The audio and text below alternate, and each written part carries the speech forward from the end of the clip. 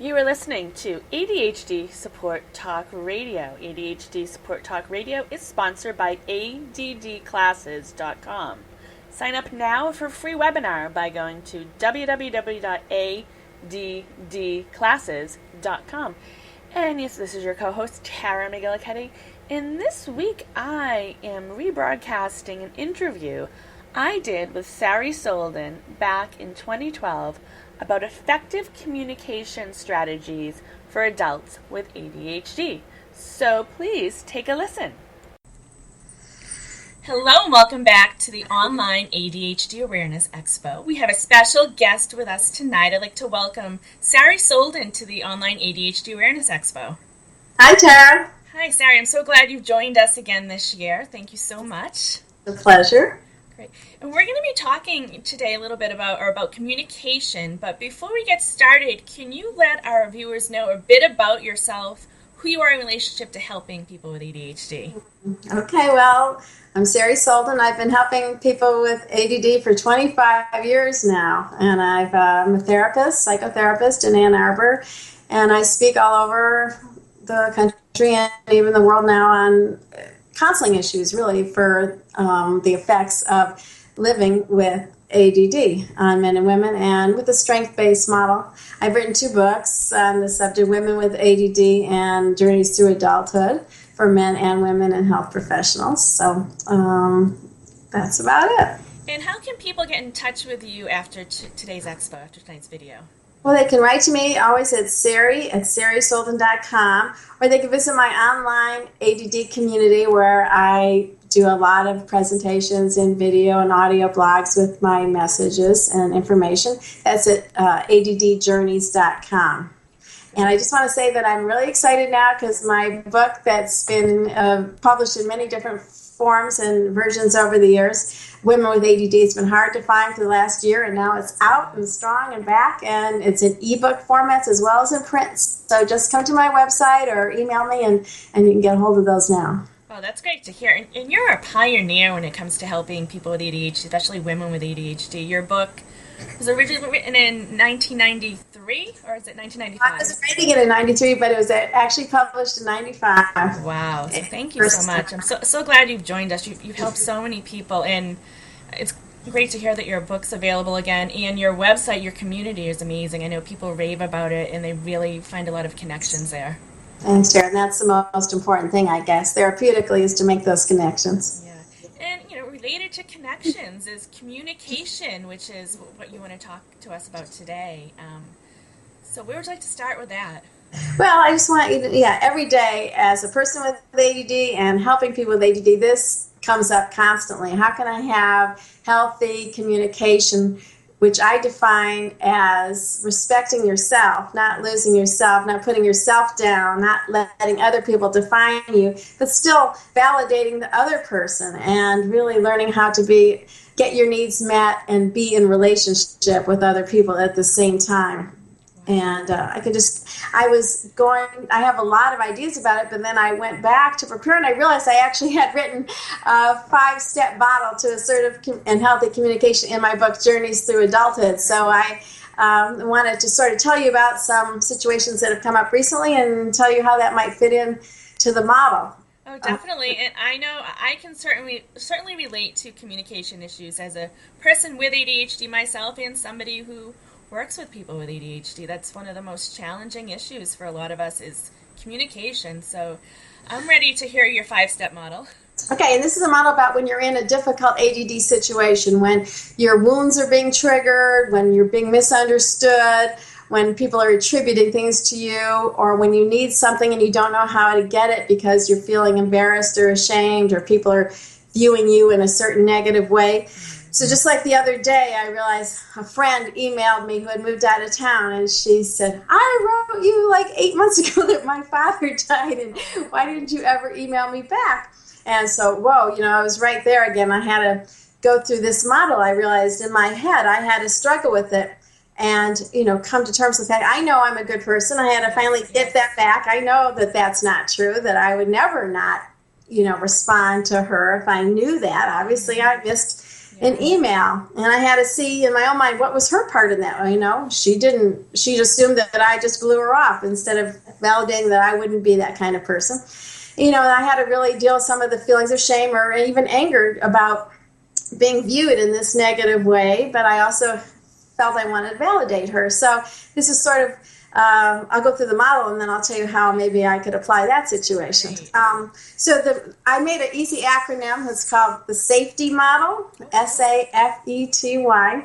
And there's 5 steps. So the first two of the steps are sort of internal. It's the SA, or sort of separate your core sense of self from your ADD challenges, SA. Because you have to sort of, like I did, examine, well, what messages are coming up, what negative things am I telling myself, what defaults do I have, like it's always my fault, or what's wrong with me. I had to separate that from my core sense of self. I had to remember who I really am, and that's not the kind of person I am, but that I missed an email. I had to get my head on straight, sort of. So separate your core sense of self from your ADD. That's SAF, is figure out what you want or need in a situation, so either emotionally or situationally, what do you need? If you don't know what you need or what you want, you won't be able to get it. No one else will be able to figure that out for you. Like if it's a situation that you need to set up a different structure for, you have to know what makes your brain work well. In this case, I had to know emotionally, what do I need in this situation to work through these feelings before I'm able to be clear. Then you can start to communicate after you do that internal work. So SAF, the next one is E. This is hard for people because when you're feeling sort of wounded, express your validation and understanding and appreciation of the other person, either of their feelings or their point of view. That's hard to do when you're feeling vulnerable yourself. So this whole thing takes a long time to get there, but express that you understand, you're sorry for any pain the other person felt, but that's a hard place to get to because you usually just want to withdraw and not go there, so you get SA, F, E, and then the next one is T, which is telling the other person what you need or what your difficulty is, not putting yourself down, not characterizing yourself, I'm a loser, what's wrong with me, oh, I'm sorry, I'm just never doing anything right. Because, I had to just, matter of fact, say, I get so many emails, sometimes I'm not able to see when one is personal or sometimes it doesn't stand out for me. Describe what happens to you. This happens in all sort of situations, describing what you need. And the last one is telling the other person. You tell the other person. Tell the other person what you need. Why is you give suggestions so that you take control. That you're not, you just don't stand there withdrawn or embarrassed. You say, like I would say to this woman, what I do is when I don't hear from a close friend when there's something important I've said to them, I assume that they did get it or they didn't read it. So it would be helpful for me if you would, if you tell me something important, knowing I care about you and I don't respond to you, it would be really helpful if you would either write me with a big headline or call me or just understand that I do care about you and that I would never not care about your loss. I'm very sorry for your loss and I wish I had known about it. Sort of protecting yourself but connecting with the other person. So going through those steps, you can apply them to a lot of situations. Separating yourself out from your core sense of self, figuring out what you need, describing what you need instead of characterizing yourself or putting yourself down. And then you take control of the situation and say what you suggest. And if you go through those situations, it's in my book, you can sort of feel more, your whole sense of self. You can feel like you're respecting yourself and still respecting the other person. And that's sort of the goal of communication, is to not put yourself down, but not withdraw from the other person. I had a situation the other day, just briefly, where I was misattributing another person with ADD. And I'll change sort of the situation around a little bit, but this woman had invited me to sort of a networking situation I had helped set up, and the whole understanding was she was going to introduce me. She was going to talk about the events that I was giving, and I had been really nice to her, and we had a nice relationship. When I got to the event, she completely, to my point of view at the time, ignored me. Yep. She wasn't introducing me. She wasn't talking about what we had described, and I started left thinking, oh well, I don't know what that was about, And 2 days later, she wrote to me, and she sort of went through this in a way. She's got ADD, and she said, you know what, I want you to know, I want you to understand, I was having a panic attack at the time. I had no idea, because she was just sitting there. I was having a panic attack. I was completely overwhelmed. I know I didn't do what we said, so this is what I'm going to do now. I'm going to send this advertisement about what we talked about before, but I had no idea what was going on with her. So I really appreciated that she took a couple days, and she must have gone through this head trip herself and gotten herself together. Instead of withdrawing and never avoiding me forever, she was able to say, this is what was going on. And that made such a huge difference to me. And I realized, how many times I actually just do these misattributions myself. You have no idea what's going on with another person. And so as you're the person or the other person, it's so easy to misinterpret. Yeah, no, and it's great that you just give these are fairly simple. I don't know if they're simple steps, because for some people they're hard to do, but it's a great model to use. And it sounds like for a lot of people it takes practice too. It's not going to come natural. That we have simple. I think someone said simple but not easy. You know, because they take a lot. I mean, they could take a long time to get to a place of acceptance where you're able to, maintain your sense of self and differences or difficulties. And, that was just one situation. It happens all the time at work or personal life where you can't do what other people are asking you to do. You have difficulties that nobody would dream of. Yes. It happens to me every year at Thanksgiving. I'm hiding in the kitchen, hiding in the bedroom or, in the bathroom where my sister-in-law is, hard at work doing everything because I can't do what she's, what I'm expected to do. And I've had to learn over the years to say, you know what, this is weird, but I'm not good at, that. But tell me what to do and I'll do it. But I don't know what to do if I just walk in there, and give me a job. Yeah, and people think you don't care if you don't let them know. And they get offended, it can be a vicious cycle.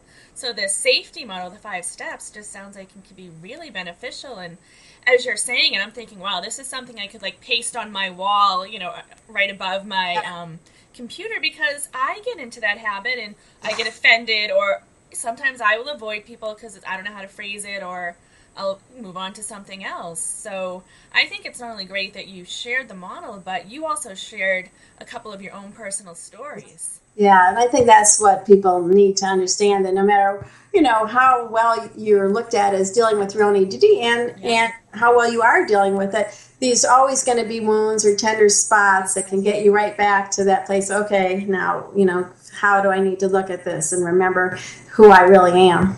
Yes, definitely. And I think a lot of people here who are newer to ADHD, see your name as an expert. They see the other experts' names.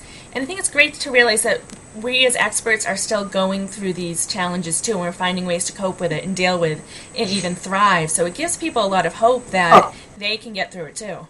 It does. That's why I always start out a speech or anything talking about a personal situation, because it is important to realize that you have to see the whole picture, that you're always going to have difficulties and challenges, but that you have to move toward your strengths and be able to hold that bigger self-image. Okay, great. Well, we are actually getting towards the end of tonight's video.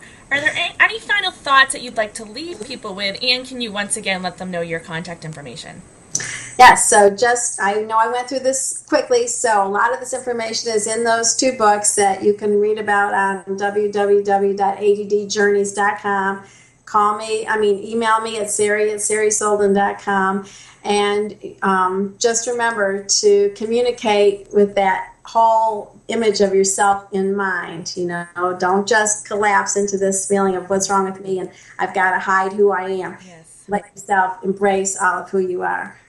Well, great. Thank you so much, Sari Solden, and thank you everyone for taking the time to watch this ADHD Awareness Expo video. Have a great night.